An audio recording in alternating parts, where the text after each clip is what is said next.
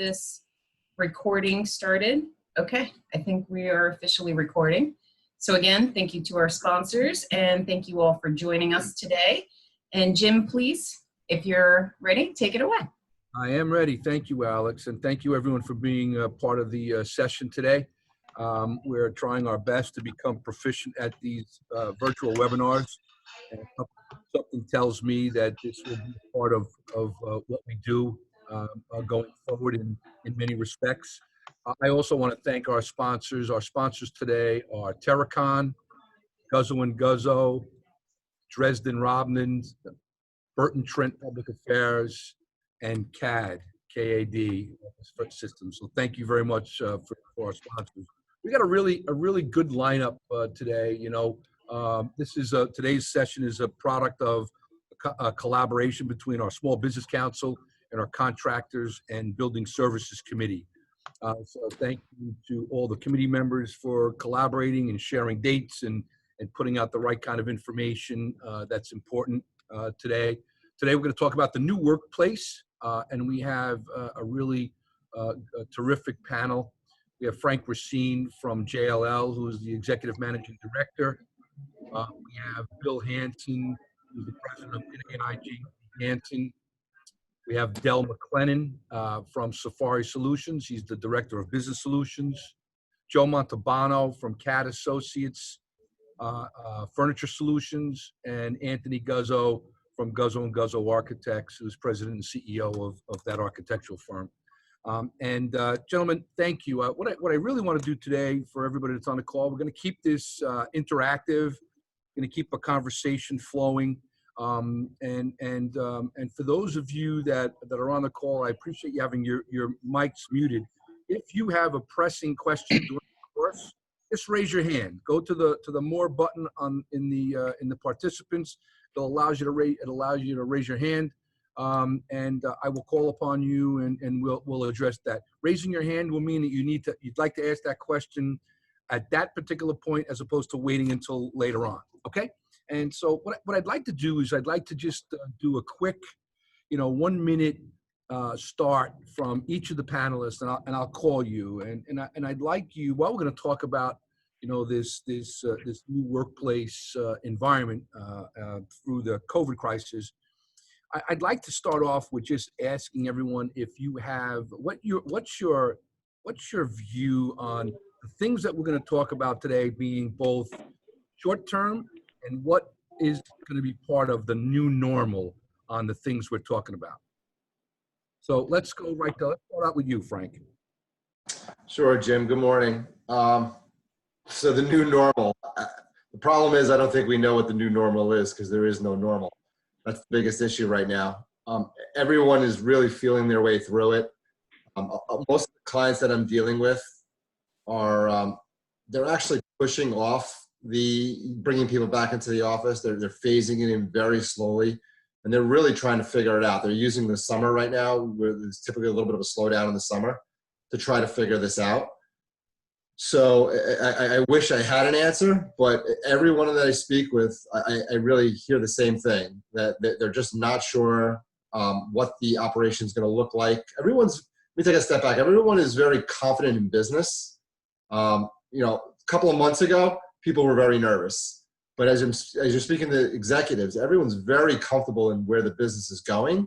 They just don't know how the operation is going to look. And they're still feeling their way through that right now. So there really is no normal right now. How about you, Bill? I'd say the same thing very much what Frank said. Jim, you and I had this conversation a few weeks ago. I thoroughly believe that the story of the virus and its long-term impact hasn't been told yet. It's going to be a lot of new information between now and, let's say, the end of the summer.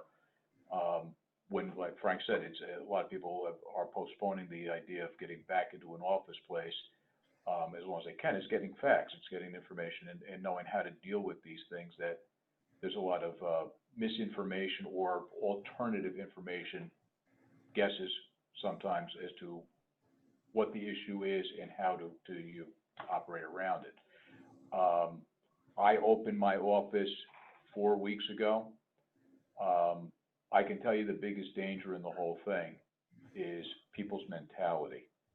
I have a laundry list of protocol here, and it seems like I'm the MP to have to go out in the hallways and enforce those things, because you have people who are still very scared about the virus and what the impacts of it are, and they have people that I think were so pent up being locked in at home that they're ready to go forward. Let's go, this thing's over with, and let's get out and start living. And I see it in the workplace, and you see that in the overall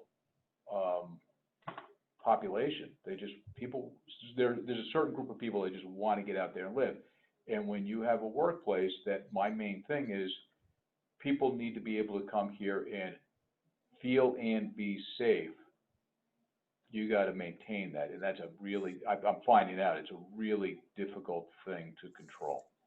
I can learn to understand you much better if I can get. I think, Billy, you're right, and I'm seeing that too. I tried to include a little bit of that mentality in my most recent message to the membership, and I think it behooves those that are in business and leading businesses, individual businesses, and people like me that are leading business organizations to just make sure we're staying a consistent message about yes, let's get back to business, but let's really be smart and safe. And we need to keep practicing that. Del McLennan. Yes, I echo the same sentiments as both Frank and Billy regarding what we're seeing and questions that are being asked. A lot of it that I've noticed are people mentally trying to get ready to make a decision on what would work best for them along the way.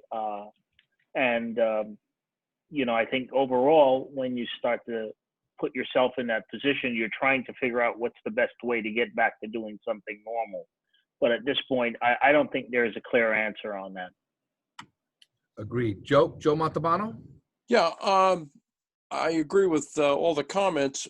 What we've seen from current clients, past clients right now is there's like 3 phases of what they're trying to do. One, I think, and this took place maybe a month ago, even with our ownership, what people were critical to keep the operation going. And that was kind of like a phase 1. And that was relatively easy because they're easy to identify what you need to keep going. And the second phase, which is I think what we're doing now, is we're trying to separate up, divide the workforce in our office so that, there's people going in one week and they have plenty of space, and there's another group going in the following week.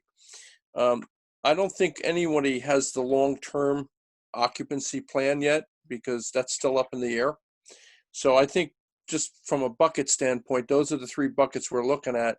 And we're kind of in phase 2 where people are having to make people feel comfortable. And at the same time, things that kind of align with what the medical community is saying about how we have to distance. And as was said before, there's a lot of fear. And then on the opposite end of that scale, there's like no fear.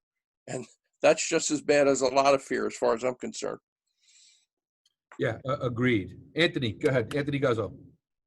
Yeah, we're experiencing it pretty much the way everybody's saying it, but just trying to come at it from a little different angle, because what we're doing is our clients are kind of asking us right now, how do we get to this first step? And then how do we get to this second step? And, we're already starting to think about the long range kind of planning. There's we're finding, of course, a lot of emotional things that are going on, returning to the workplace and trepidation with that.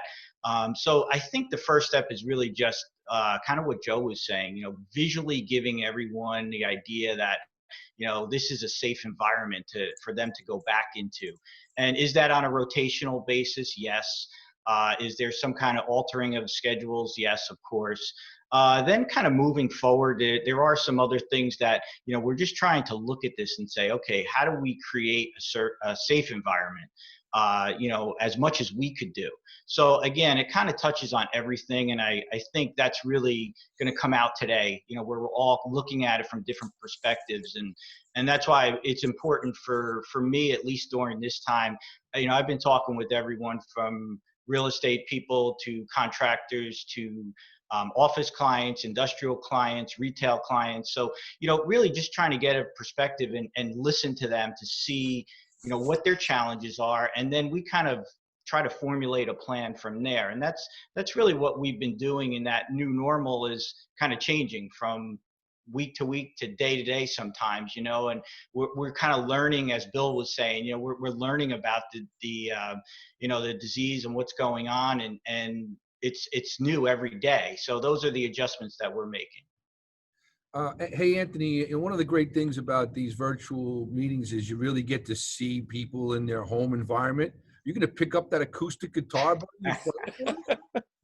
That's going to be the finale. So as long as everybody stands up with their lighters, we're all good. Buddy, this is great. It's really interesting. I'm getting to see who's got what books on their shelves, who's got what artwork on the walls. You can tell a lot about people from their home environment. So I'm enjoying this. Anthony, don't zoom in too much. And you really better pick that thing up. I think you photoshopped that in there, pal. So you really better prove yourself at the end of this meeting. You're gonna be the closing entertainment. Pressure. All right, let's go to this. So the next question, we're going to divide it into two categories. I'm going to ask first both Bill Hanson and Frank Racine on the real estate side to make some comment, and then we're going to have Del and Joe talk about the solution side to their areas of responsibility, and then Anthony from a design standpoint is you. So relative to on the commercial real estate side, both short term and long term, Frank and Bill, and Frank, you go first. What are people doing in the immediate short term, thinking about their real estate environments, both in an office for modifying offices, and then for what do you see from a planning perspective for the next year or two as to what might be on people's mind? How long will this mentality in a post-COVID world, even post-vaccine, will some of these office environment changes that we're making right now last, in your mind? Sure. So we're, we got to look at real estate in buckets. So right now, I guess we're talking about office. So if we're talking about office space, I would say over the past 5 to 8 years, the push has been toward collaboration. And look, if you look at Bill's screen right now, open environments, glass, collaborative areas, and you want to keep people communicating and speaking. You get into large footprints in Jersey City, you'll see densification, a ton of cubicles, and then you'll see a pool table, a breakout area, a little lounge area where people are supposed to be able to sit and collaborate. So, that was the model, that was the trend, and COVID kind of made everyone start to rethink this. I don't know where it's going to go, because what's interesting is the deals that we were working on pre-COVID that were already in the planning stages, what I thought was going to happen was the architects were going to sit down and start to revamp those plans. And I'm not seeing the wholesale changes that I thought I would have seen. They're spreading the cubicles out a little bit further. They're putting some of the acrylic guards in front of the cubicles.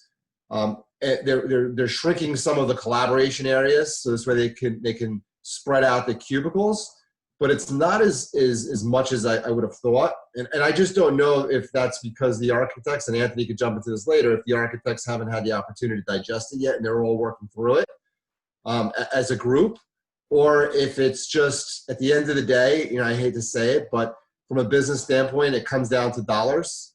I had dinner last night at my house with a client, and they have a couple thousand employees.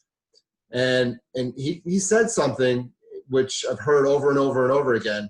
They're going to start to spread people out as we have a vaccine for this, and as things start to slow down, they're going to start densifying again. And it all really comes down to costs. When you start looking at what you're paying per employee, per square foot, it significantly impacts a company's P&L.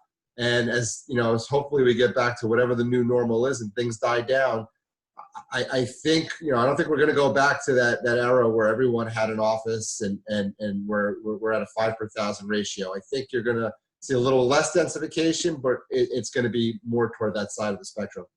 So before you jump in, I'm going to ask Anthony.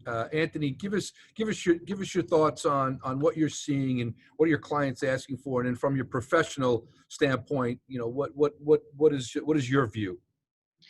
Yeah, again, coming from this area, with the hub as an example of these collaborative spaces. I mean, it's been a good 10 years where these companies have been transitioning, and they found that the collaborative workspace is really something that engages their employees.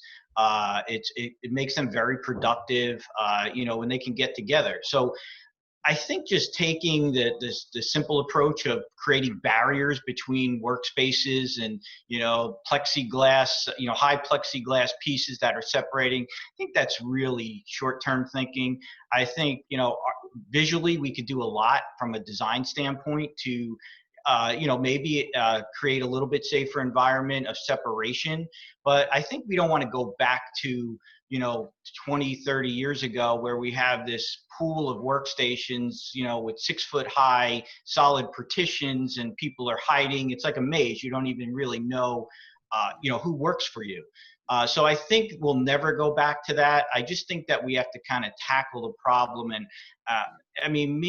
really, I think it's incorporating technology into that collaborative environment right now, where we can all get together, whether we're in a huddle room. These smaller spaces are great, a safe small group, and then use technology to kind of connect with other people, whether it be clients or other employees. And I think that there's definitely ways to kind of pull all of that together. And, that's really what we're looking at right now. And of course, on the back end, where you don't see, we're actually trying to make the spaces design-wise a little bit safer with the air environment, and really trying to create some solutions. And it's developing. There's really not a foolproof setup right now for that, but those are some things that we're looking at. Great, thank you. Let's go to you, Bill. Yeah, they hit on a lot of it. I'm going to start with, I don't know if you're going to ask this later on, but I'm going to hit it now. We have seen an uptick in interest in office space in northern New Jersey that is more or less short-term being 6 months, 3 years, as companies are trying to figure out how to get back in a work environment without having to commute to New York. However you're going to get to New York and get up in your space, it remains to be seen how you can figure that out. So we have seen that uptick. Frank hit on my office. I moved 2 years ago. We did a lot of open space. There are private offices and all, but there is open area and collaborative areas in the space. I get lucky because I designed the cubicles here a little bigger than just squeezing a bunch of people in. And I think one of the trends, they both hit on it, you're going to see the square foot per person go up. That, where you squeeze 6 people into 1,000 feet, that's not, it's going to go back to a kind of, I think, 4 per 1,000 type of norm. Something like that will evolve. But you got to remember, the whole idea of having collaborative space is having people engage with one another. I do think that we all learn how to use technology a whole lot better through this, and that will be a trend that continues to happen. But a lot of companies, my company, Frank's company, a lot of companies are culture. And if you're not getting together and seeing people and engaging with them, if it's just sitting at home and doing a job, I don't know what the future of the companies are. Billy, let me interrupt you a second. Just get your things before it drops on your shirt. Yeah. So I cut myself shaving this morning. Yeah, I don't want to see a blood of your shirt. I'm sorry to interrupt you.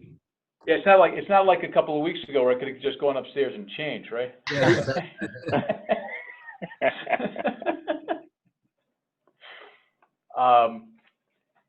I made other notes as they were talking. So the hoteling thing, that was a big trend for quite a while, of sharing desks. I walk into my space and they assign me a desk today or this afternoon, even worse. Are people going to be comfortable going into that environment and sitting at a desk where somebody else was there a day before or hours before? Is that going to be a comfortable situation? That's also, again, it remains to be seen. Yep, I think that's right, and I think that it's a perfect segue into both office systems and technology. And let's go first to Dell, and Dell, Safari is the kind of company that's been leading into office technology that allows a company to be more remote. I mean, it's working perfectly for chamber operations. And one of my questions to you is, tell us about any new technologies or the use of technology. As Bill said, we are getting more proficient at some of the things that actually has been around for a while that we just didn't use, right? Which is a good thing, and that's going to transform some internal office procedures, I suppose. But from a technology standpoint on your place, so how does that change? And then as a follow-up to Dell, for both Bill and Frank, or actually any of the panelists, do you see the use of technology equating into some continued more working remotely as business CEOs adjust to needing more space because the increased square footage is going to be more per person, so that they give that space, but they don't take more office space and they allow some people to work remote? What do you think that combination is? But let's talk technology first. So thank you again, Jim. In regards to technology, as before the COVID virus, a lot of business owners or leadership was looking at technology migration. What are the things that they needed to do for digital transformation, getting away from a lot of paper in the office to try to clean things up along the way. But everything was on a schedule. It was based on, we'll do this year, next year we'll move to this level. And they would look to continue to add on step by step and phase in different aspects of it. With COVID-19, there was nothing left there to phase in. It was all or nothing. So if you wanted to stay afloat and have people continue to work from home, which is the new era of doing things, you just had to basically present it all at that moment. So we were finding ourselves doing training on video conferencing solution, cloud voice solutions, mobility solutions, how to be able to do a lot of these things that people were so used to that device sitting on their desk, call a telephone, or I'm working from my computer and I'm hardwired connected, to now I'm wireless, I'm at home, I've now got to worry about a series of things that I never worried about within the office space, such as network security. Now I've got to worry about that because my information is now out there above the public space. So looking at technology, I don't think there's going to be a pullback. I think there is going to be a progression in the sense of, if we need to do this and we need to do it now, what are some of the things that we're going to have to focus on to make that right? So a lot of our conversations with clients at this point is that they're really coming to us not as a provider of the widget, I would say, or that particular piece of technology, but more of, where do I start out? What's the process? If I want to look at my business like this, how do I make it manageable? And then there's also the aspect of cost. So now you went from spreading out the cost in phases over a period of time to now I've got to adjust my entire cost thinking, and now I've now affected my operating expense or capital expenditure to now I've got to make these equipment purchases or service purchases that I've never thought about doing before.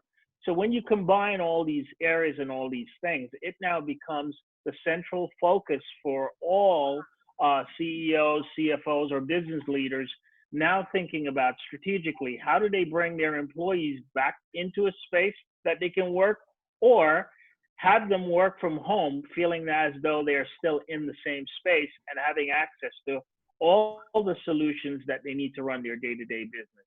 So that's become the new challenge that we've seen, and that clients are bringing those conversations to us, having those conversations to us, and us being advisors guiding them to the steps, what they should be looking at or how they should be looking at it. Del, do you see entities like RingCentral and Zoom and Microsoft Teams and Google and so forth do you see them even expediting the transformation of some of the technology that they're using right now and coming out sooner rather than later, right? So they're not phasing in some new updates, right? There's a huge demand for virtual and cybersecurity for remote teams and all of those features. So isn't it safe to say that they have no choice but to all dig deep into this and offer these solutions sooner? What are you seeing with the companies that you work with? So excellent question, Jim. We're seeing a lot of these suppliers now bringing out a lot of the technology that they were holding off on. That what they were going to release in fourth quarter is now they're looking to get it out by second or third quarter. Next year, the landscape is going to look totally different with 5G technology coming to bear. Once 5G technology comes to bear, we're just going to see a different adaptation of how people use technology resources. I think now we're better prepared because of the COVID virus. People have been in home for over 100 days using a lot of these technologies. So they have some idea of what it is, and it's going to be embraced. It's like a social behavior. It's going to be embraced on a different level, that now I can do this, what else can I do? So this is more of a bigger picture of giving back time to the employees, giving back time to the business process of how the business functions, and how all of this is just going to bring a different social set of thinking around how we operate and we collaborate, not only from a distance, but within the same business pod or environment or with each other.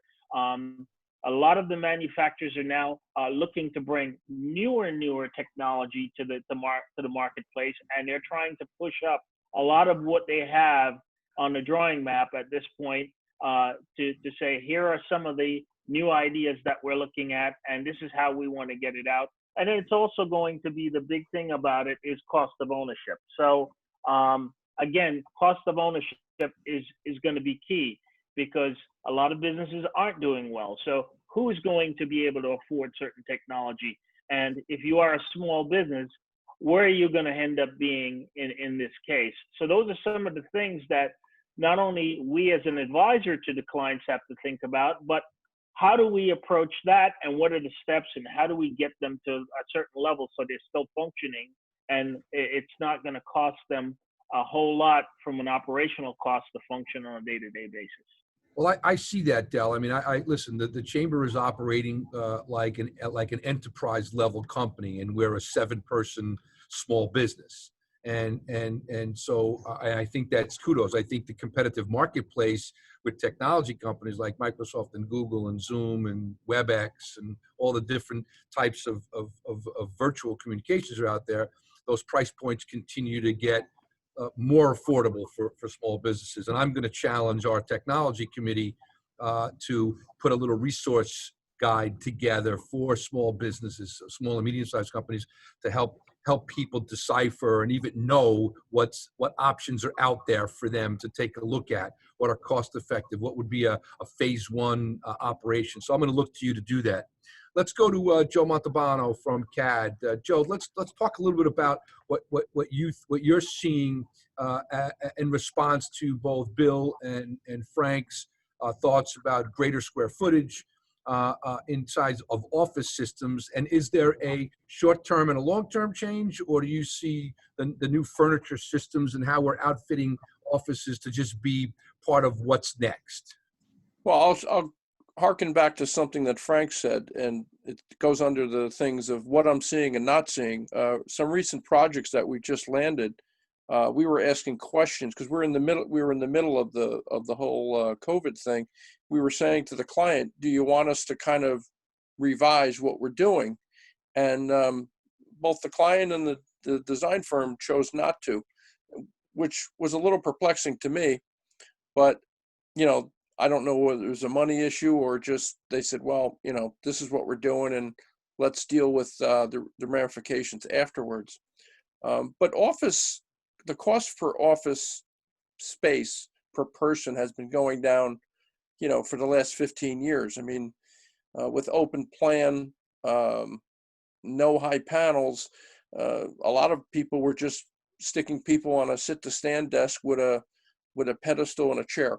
So That's going to swing back the other way a bit, but I also think companies are going to also figure out who doesn't have to come into the office.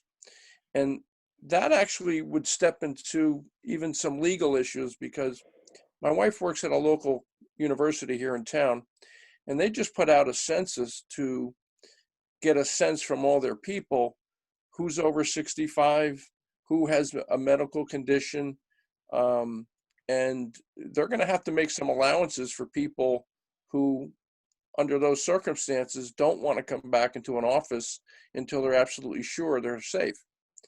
So I think all of those things are going to come into play. And as furniture people, we're just trying to manage like that first phase 1 and phase 2 of getting people comfortable with the space. And some of it's based on science, and some of it's just based on people's comfort level. And I think you have to address both. I think you're right. Let's go back to real estate, and it doesn't have to be specifically Bill and Frank to office. Tell me what your view is on the New York versus New Jersey. Does the New Jersey marketplaces, North Jersey and for the purposes of our organization, the Greater Meadowlands, are there areas that we become more attractive because of this crisis, even long term? Do you see a potential resurgence in some office space that was not necessarily too much of a rise in places, excluding Jersey City? And what's your view on are we in a little bit more competitive place because of the crisis, the pandemic, with both warehouse logistics, light manufacturing, and office? What's your take on the New York versus New Jersey? Go ahead, Bill. Yeah, Billy, you go first. Okay. First of all, we didn't hit on this either, but the industrial market, which in March, let's say when we shut down, was as hot as I've ever seen it, being 30 some odd years in the business. There was hardly any space available at all. There is some space available now, but I would tell you demand is right back where it was. And the only thing that is different is price expectations are wider, between buyer, seller, landlord, tenant, than a few months ago. And I think time will take care of that. I think it's going to look more like March than it does something, 2 years ago, rental rate wise, purchase price wise. Look, I think a lot of that remains to be seen. Your question about how big is the long-term impact in New Jersey. For one thing, you got leases in Manhattan that somebody may have signed a 10-year, 12-year deal, and they might be 3 years into it. They can't really do a lot about it. They're going to basically have to pay those leases and fulfill them. But I do think the technology being the biggest part of it, that Del hit on it. We're a lot better today than we were a short period of time ago. So does that allow me to have back office administrative functions not have to pay New York prices and be in the suburbs? That's us, and also Long Island and maybe in Westchester and Connecticut. I think, yeah, that's a real big possibility. I still think the story gets told and not, we're guessing, we're forecasting what might happen and not, this is definitely going to be. But I do think that there's a real opportunity that at least in some places in Northern Jersey, the suburban office market is going to be feeling a good impact. Thank you. If I touch the industrial side first, what's going on in New Jersey is going on nationally. I mean, the rates are through the roof. Vacancy rate is low. If you just think about where we've been the past 3 months, everyone's ordering online, right? So it's actually been compounded. People are ordering their food online. They're ordering their goods, their services. Everything's basically online. So how does that get supported? It's getting supported by 3PL companies. I think, and I agree with Bill that there's going to be a correction in pricing. I think what's going to happen is, if you look at who the 3PLs are servicing, some of these retailers are not going to be in business, and we're hearing it every day. You're watching some of these major retailers that are just about to go under. So if you look at the amount of 3PLs, third-party logistics companies, that are servicing shaky clients, shaky retailers, what's going to end up happening is, those 3PLs are eventually going to end up going out of business. You're going to have some more product come back, and I think that's where the correction sets in. But I still think there's an undersupply of good warehouse product, and that's why these developers, as they're building, they usually have 2 or 3 offers on the property from a lease perspective, even before the construction's complete. Yeah. From an office perspective, the Manhattan and New York conversation comes up all the time, and I think, look, New York, any of these metropolitan cities, they always bounce back. At the end of the day, there's going to be a need. The need's going to change a little bit. You're going to see some of the back office maybe get pushed to some of the suburban markets. But I think what's really going to happen is, you're going to have the core group. You need that collaboration. You need the brain trust. They're going to want to be in the cities. The younger generation still wants to be in more urban environments, more in the city. But I think technology is really going to play a big part of this going forward. In the real estate industry, we're probably the slowest to change from a technology and to grasp of that technology. I even saw it from JLL's perspective. JLL, they've been actually going down the path. They have a $3 billion division at JLL that just does nothing but studies and invests in technology companies. And what they're doing is they're basically creating a brokerage model online, and no one was using it for the past 2.5 years I was there. Very few people were really grasping the technology and using it. And it's amazing because I've seen in the past 2.5 months how the whole culture of our office has changed. And that doesn't mean we can't go to the office. What you're missing is that collaboration. People are completely burnt out on Zoom. They want that physical interaction with people. So it was interesting. Once they opened up the office on Monday, I was surprised at how many people actually wanted to get back into the office so quickly, and it was for reasons that you may not be thinking about. They just can't work at home with the kids anymore. They just need to be around people to talk about business. It was more just to collaborate and just have that interaction from a business to business standpoint. And I don't think that's going to go away. I think that's what's going to save New Jersey. We're going to still have some of the back office push into New Jersey. I think New York is going to bounce back. I think at the end of the day, there may be a little bit of a dip, especially while we don't have a vaccine. But once we have a vaccine and things go back to normal, I tend to believe people have a short-term memory, and we saw it after September 11. There was an influx of inquiries, but there wasn't an influx of long-term leases. And Bill said it in the beginning. I'm seeing the same activity in New Jersey, but they're 1, 2, 3-year leases. That's just somebody buying some time. That's a hedge fund guy that wants to work out of Short Hills for the next year or two because he doesn't want to go back into the city himself as an individual. So he's moving his company there, but for 2 or 3 years. So, if there is once there is the vaccine, I think you're going to start to see that normalized shift back to New York happen. All right, let's go. One thing before you go, Jim. Yep. One thing that just hit me in the head. It was a story that somebody was actually, his office is right across the street from me, was telling me when the pandemic hit, he had a shore house and moved his family down there. Put his house in the suburbs on the market, thinking, "Gee, what the heck?" Before the ink was dry, had 3 full-priced offers and a bidding war on his house. Where you think suburban residential is not good, including there's a whole laundry list of reasons why he couldn't sell the house at the current time. He got an offer of $20,000+ a month to lease the house, and you're not talking about a mansion. You're talking about a nice house in a suburban town. I'm not sure that that's a big indicator, but the flight from the city is actually going on the residential side. Does that impact us? Yeah, I think it does. It usually is an indicator. It's definitely something to keep an eye on. Yeah, But- I agree. I agree with it. I'm sorry. Go ahead, Frank. No, that was me, Jim. Just to touch base on what everyone was saying. We've seen it at our company. We really had no projects be stopped because of this. So, sometimes it comes across us first. I know Bill and Frank probably get a lot of the early, requests, and we're looking at space. But, usually when it comes to us, these projects are moving forward. We're doing multifamily residential. We had a few, maybe 3 or 4 slated to go before this. None of them have stopped. Everyone's moving forward.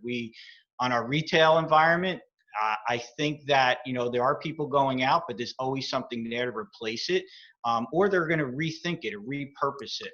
I think Frank was saying, I think companies are looking at all of this online stuff, and we're doing these micro fulfillment centers where we're taking spaces, even shopping center space that, might not be able to be leased for retail, and they're incorporating a small store out of there and then more of an automated type system that they can fulfill orders out of. So there's a lot of clients, and it's not just this area. We do some work outside. So I would say from Boston down to, Washington, D.C., I see that as still being strong. So I think I'm seeing a lot of these, we're even seeing new restaurants. A couple new restaurants and supermarkets called us a couple of weeks ago. We're moving forward with those projects. So I think everyone is really positive, and maybe there's just something else to fulfill that need. If someone's going out, there's something there to kind of replace it, or waiting in the wings to replace it.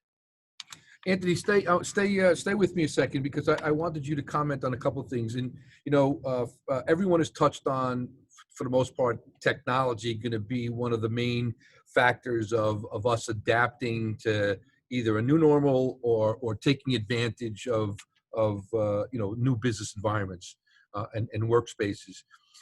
In your planning, what do you see as the adequacy or inadequacy of this region's ability to supply that technology and infrastructure and the things that you need to design? Is it adequate? And I know she's not a panelist, but Eileen Cassano from AT&T, I believe, is on the call.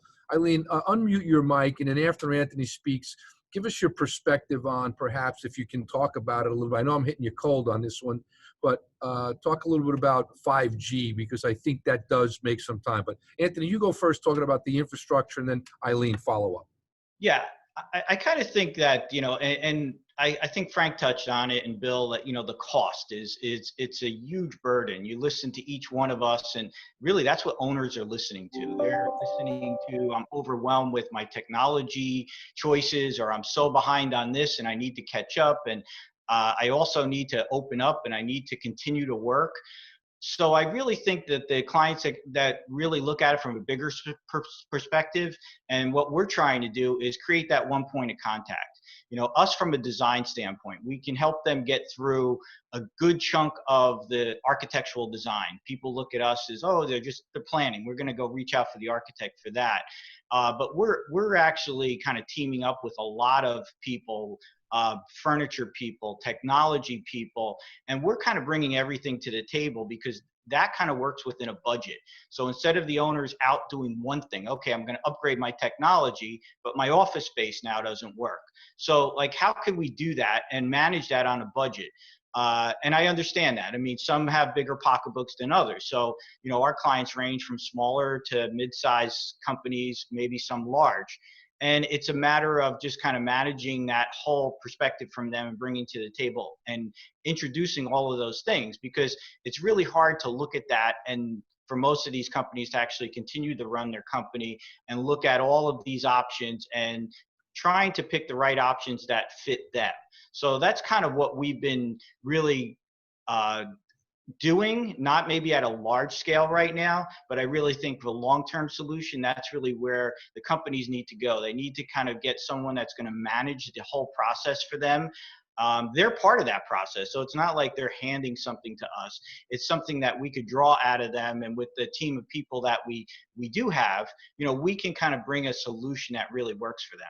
Well, Anthony, I think there is no better example of that than what we did here at the MCHQ when we designed it and built it, right? So if I didn't, to be honest with you, and Frank, I would have been really left in the cold a little bit without having expertise in all of those fields, if I didn't have a bunch of really good members like you and Dell and others that came together to help me put that all together. And I will tell you that small businesses are overwhelmed by the 5 or 6 choices of things that they have to do, and consolidating it into a one-stop shop where you're bringing all those solutions in a coordinated manner. We would have never been able to build the HQ the way we did and incorporate so much of those resources if we didn't do it that way. So kudos for that.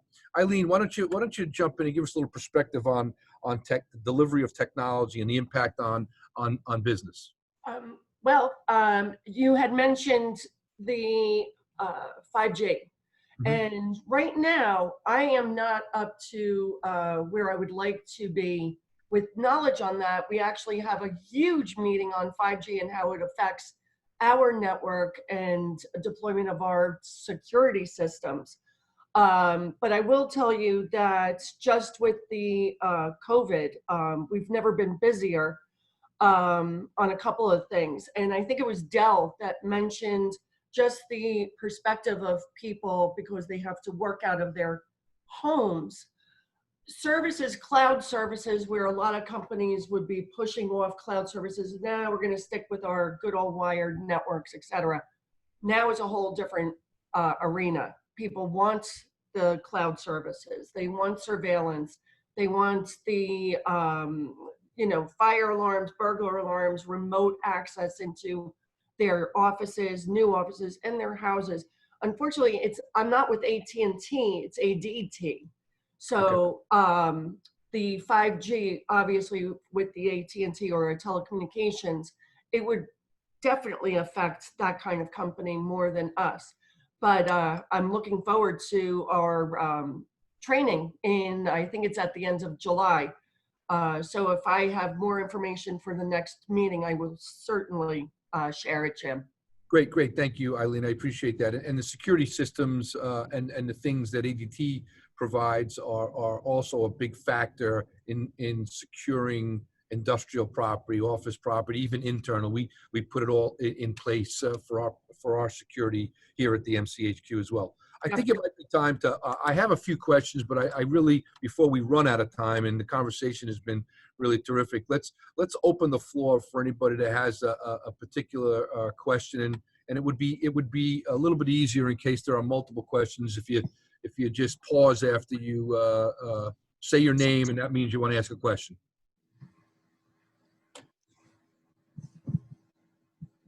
Anyone? Diana? Go ahead, Diana. Okay. I would be interested from a real estate and planning point of view, and maybe this is for Bill and Frank and Anthony. I'm curious as to what's going to happen, if anything, with respect to the zoning and regulatory response to the COVID crisis, and whether we're going to see maybe some regulatory limits on density with parking space maximums, or reducing FAR, or other issues that planning boards and zoning officers may want to look at.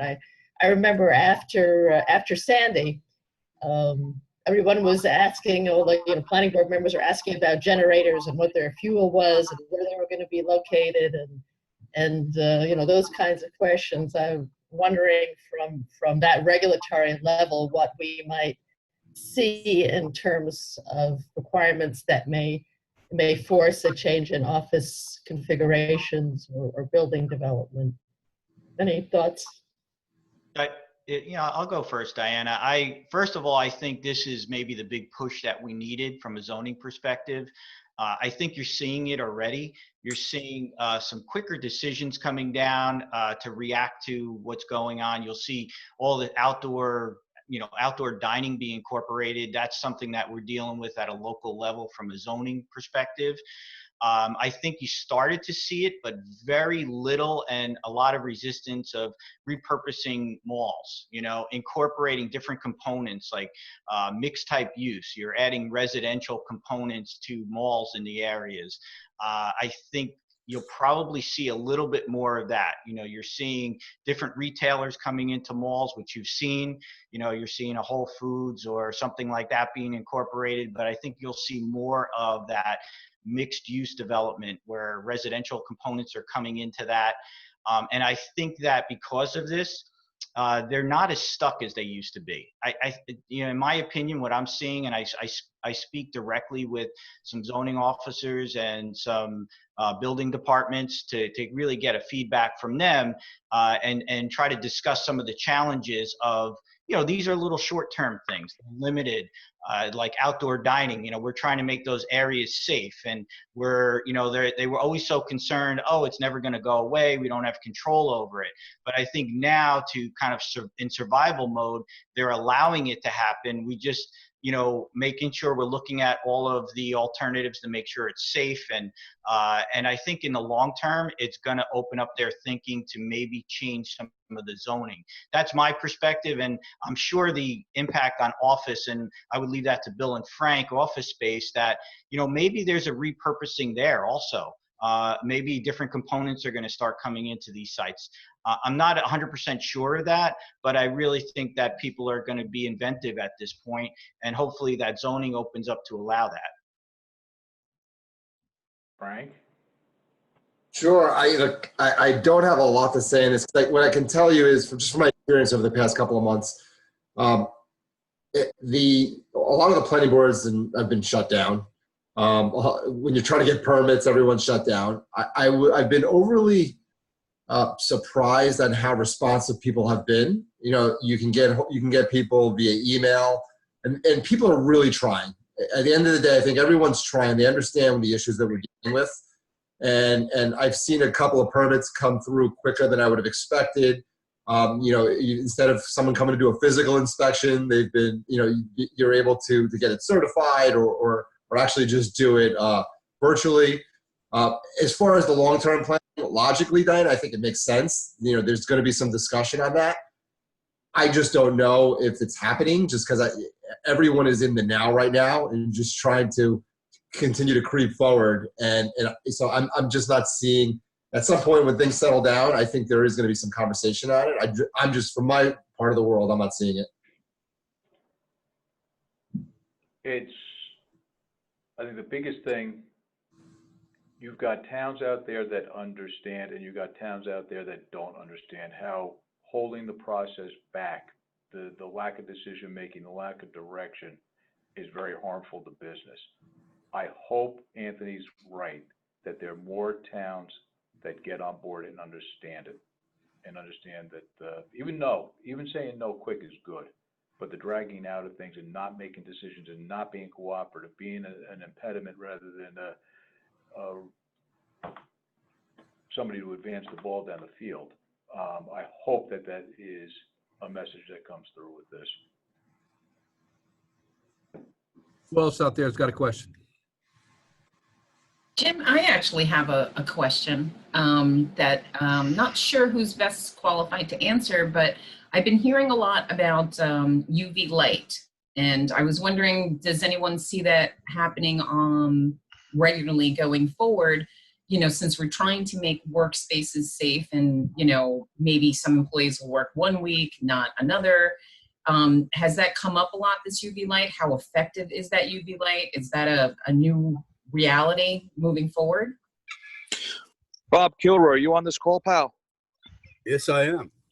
Bob, I think this is very similar to what you and your coworkers sent me, right? This is what Ali's referring to, correct? Exactly. Yes, UV light there's different types of UV light. UVC lighting is a very effective way of disinfecting an area. It comes with some cautionary warnings, though. UV is harmful to the skin, bad for your eyes. So it really needs to be used to use the proper type of UVC lighting, which is a germicidal lamp. Really needs to be used in an area that's not occupied. So we find a lot of office spaces have been ordering these, and the plan is to have their cleaning crew clean the offices as they always do, and then place it in the office. It operates for 30, 60, 90 minutes while the office is unoccupied to disinfect any airborne pathogens. And yes, it's completely effective on the coronavirus. Yeah, Alex, what we've been really doing is we're using that as kind of one tool right now. The UV lighting is, we do, there's some flash type systems, almost what Bob is talking about, that we utilize. It's kind of one component. With COVID, it's more airborne. So, nothing is foolproof, but what we're really looking at is mechanical systems. I really think that, we can do the lighting, we can do cleaning, but I really think that the airflow through the space is really the most important. And, over the past few weeks, because we have been talking with clients and my engineers to kind of come up with solutions. And, we found that there's very effective low-cost solutions to outfitting existing buildings, especially office buildings. Actually, office buildings make it easier because they usually have larger point of access mechanical systems, even though they feed several spaces. But that allows us to do the things we need to do: introduce more fresh air, increase the humidity, continually run the unit. Those things are right now seem to be the most effective. So I think it's going to be a combination of things is what we're looking at. And that's kind of what the team approach that I'm talking about is like our engineers would be part of kind of going into a business or a building and assessing what's there and trying to give them a strategy to say, okay, well, these are the best things to incorporate to hopefully, minimize this. And what we've been using is we're saying diluting the air. We find that that's probably right now from what we know is the best solution. We don't have a foolproof system to, of course, without full sanitizing to really do that on a regular basis. So it's a combination of different things, but UV is definitely part of it on a limited basis, like Bob was talking about. Let's ask, so Grant Lewis, please, if you don't mind, allow me to ask you to jump in here. So unmute your own mic, my friend. And so Grant is with Dresner Robin. They do a lot of environmental engineering. Any additional information you can share with us relative to this topic, Grant? I guess I would kind of, from a civil site perspective, we haven't really seen any changes in design approach. I mean, I think it's a little bit too new for that. I think I would echo what Frank was talking about, and I know this goes back to one of the earlier questions, but it's at this point, my hope, I've seen that the towns have been just not scrambling, but adjusting to the online board meetings and some of the interaction, while communications have been quicker because everyone's, whether they're at a municipality or a state agency, they've been available for emails. Actual approval processes have certainly been slowed down, when, pen to paper for stamping and approving the drawings and reviewing it. So that's taken a little longer. And I would hope that when we're a little further down the road, that from a regulatory standpoint, the boards, Board of Adjustments and planning boards are a little bit more nimble in and understanding in going in for applications that may be, adaptive reuses that may not fit exactly what their master plan anticipated, in order to promote business. But I guess to the original question, I haven't seen any, adjustments in site design or anything like that, because I think it's still too new. The projects that we're working on, that's like a multi-month approval process typically in the design. So, if the wheels started back in March, we're not adjusting and laying out parking spaces in a different fashion or sidewalks differently. So,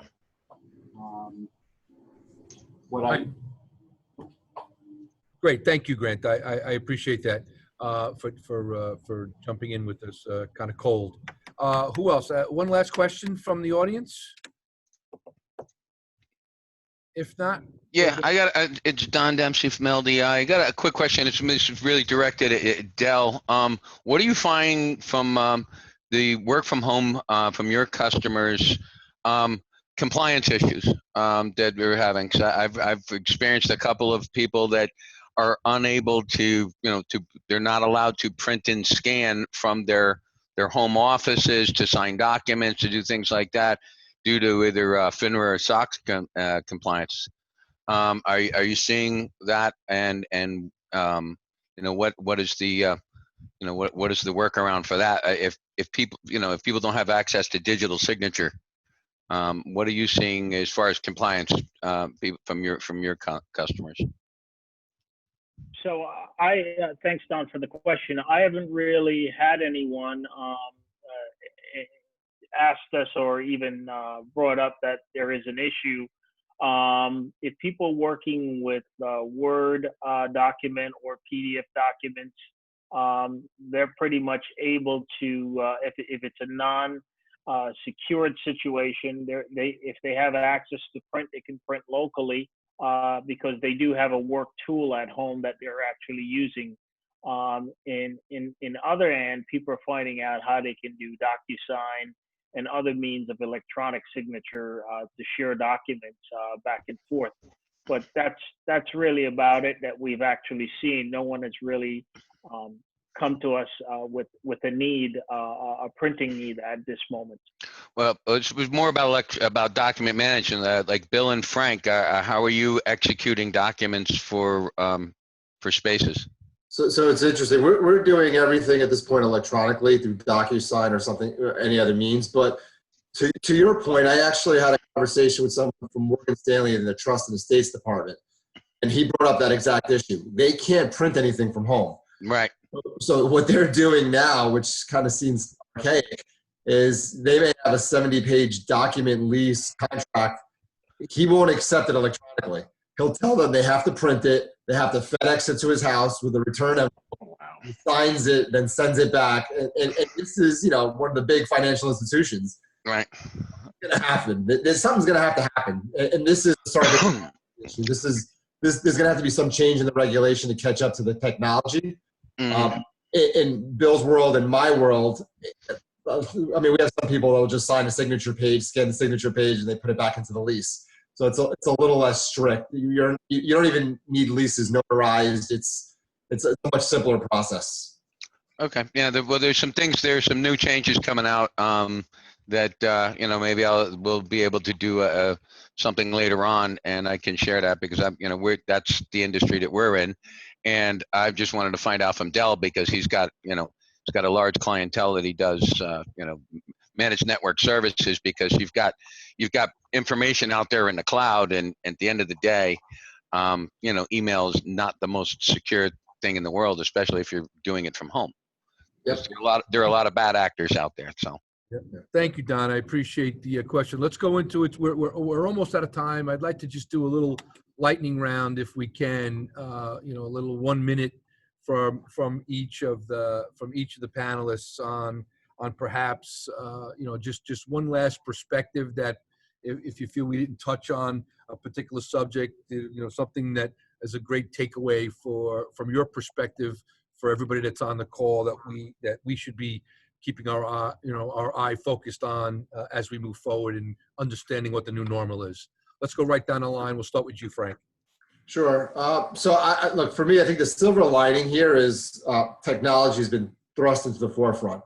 It's been there and it's been evolving, but we've now been forced in a short period of time to adapt. And it's a blessing to a degree. I've seen companies that I have one client is a 124-year-old company, and if you weren't in your seat, your butt wasn't in the seat, you were considered out for that day, and you were treated very much like a child. And now the CEO, and I spoke to him the other day, he said, you know what, I survey his employees at this point and trying to figure out who really needs to come back to the office. But all of that, we're going to have to, as real estate professionals, get ingrained with the technology professionals, because at the end of the day, it's going to become one process. I'll say one last quick thing. 5 or 6 years ago, there were the individual that was in the room making decisions in real estate who was new was the human resource director.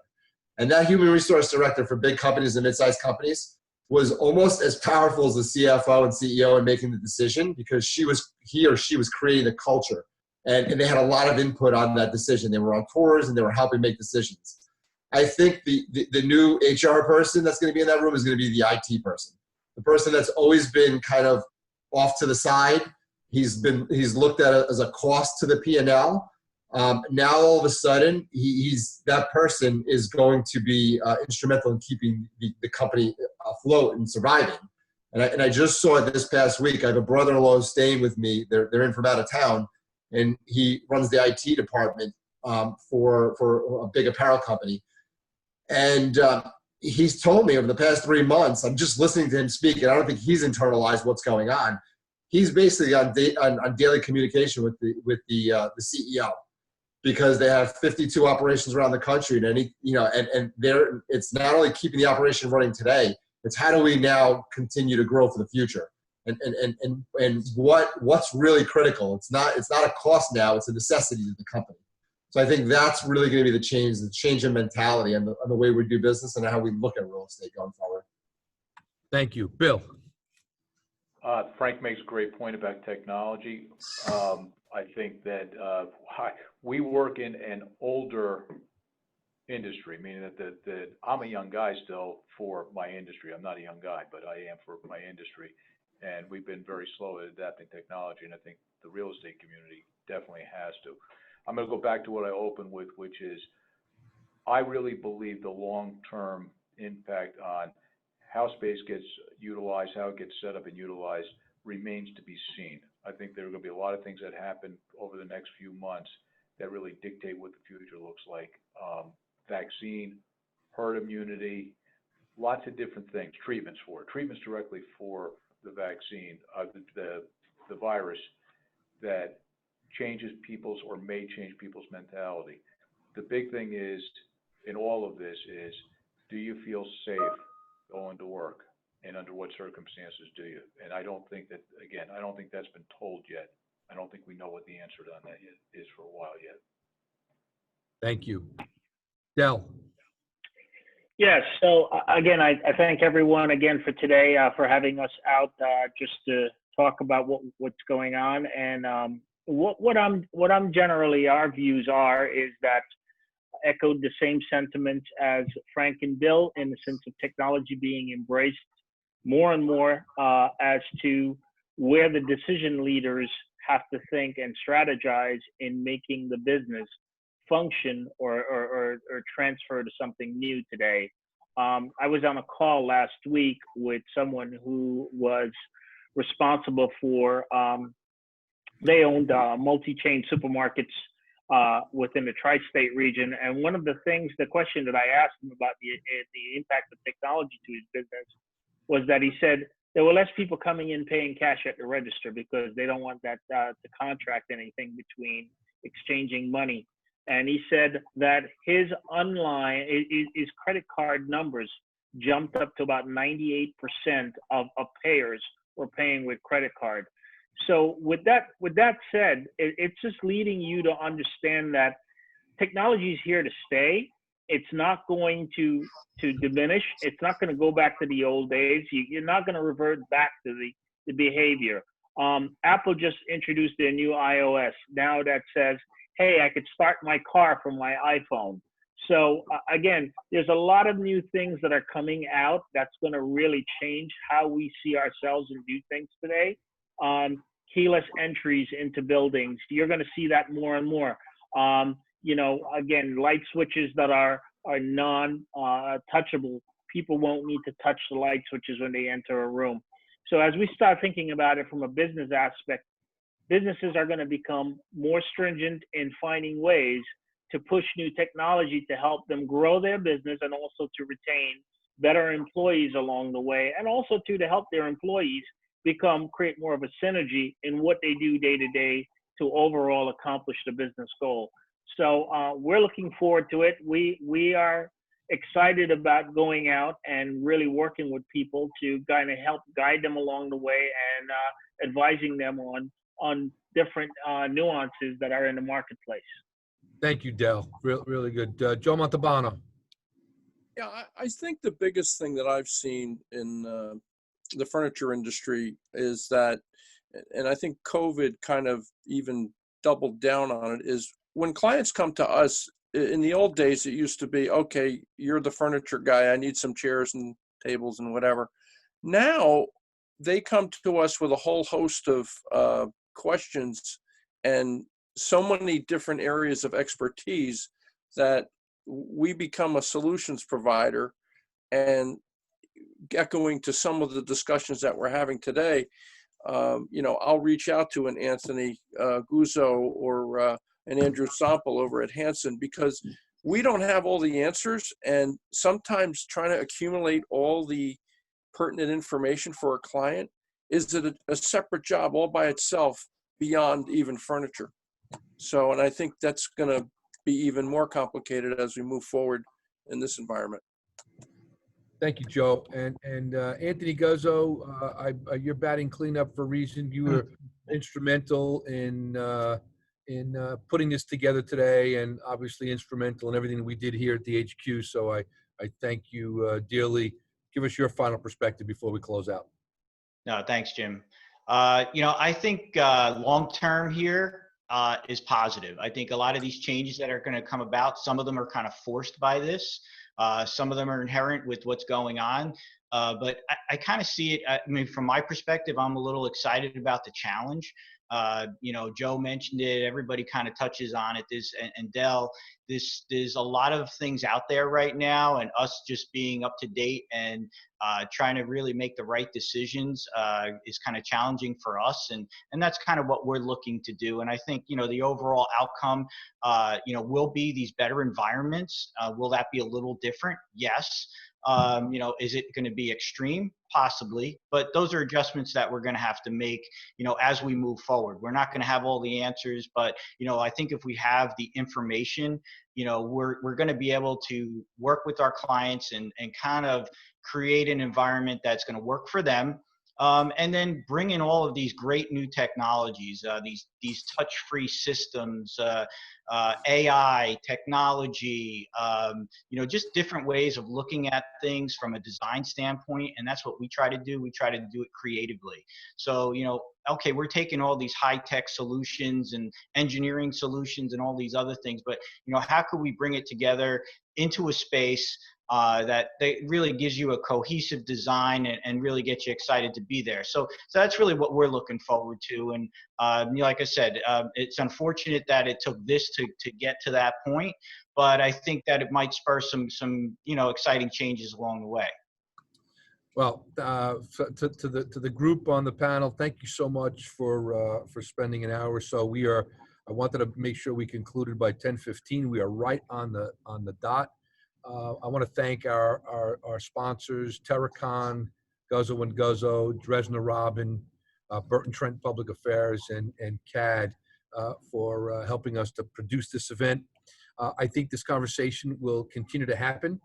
We will bring, the Chamber will bring more of this information as time goes on. I think everyone is correct. The next couple of months, we'll see us make some more changes, and will be a lot of our decisions and a lot of the protocol that's out there will be driven by, the vaccine and treatment and how well we as a society adapt to the protective measures that are out there. And the Chamber will continue to be a conduit of information to the members through our print and digital media products and a continued use of these types of webinars.